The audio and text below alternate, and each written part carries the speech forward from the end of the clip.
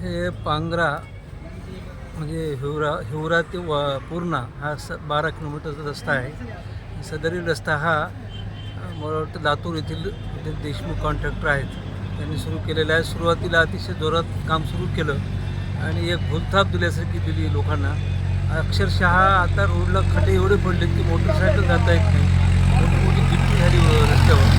गिट्टीवरून लोक जखमी व्हायले आणि आजूबाजूच्या शेतकऱ्याला जाणं येणं करणारा एवढा रस्ता खराब झाला. पण तो कॉन्ट्रॅक्टर इकडे येतही नाही आणि बघतही नाही, फोन लागत नाही. संबंधित यंत्रणेला विचारलं तर ते सांगतात की आज होणार आहे, त्याच्यावर दंड लावलेला आहे वगैरे वगैरे. परंतु या या या पिरियडमध्ये यावेळेस इतका अतिशय घाण रस्ता आणि रोजची रहदारी एवढी आहे रस्त्यानं, ह्या ताबडतोब दुरुस्त करण्यात यावा म्हणून आमचे जे बाबारावजी नोने मंगेश साबळे युवा मंचचे कार्यकर्ते आहेत ते सातत्यानं त्याच्या मागं पाठपुरावा करायला. ते आमचेच आहेत, आमच्या पैकीच प्रतीक म्हणून ते आज इथं बसलेले उपोषणाला. शेवटचा पर्याय म्हणून ते उपोषणाला बसले आणि म्हणून त्यांना एक संपूर्ण आमच्या गावाचाच नाही तर सगळ्या 6 गावचा संपूर्ण पाठिंबा आहे.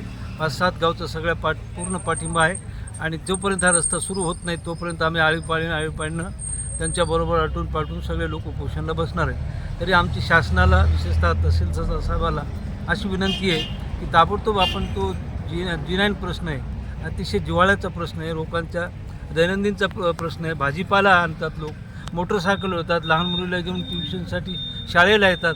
ह्या सगळा रस्ता कोलॅप्स झालेला आहे आणि शेवटचा पर्याय म्हणून एक बाबाराव सरकारी युवक त्या यायला बसले आहेत.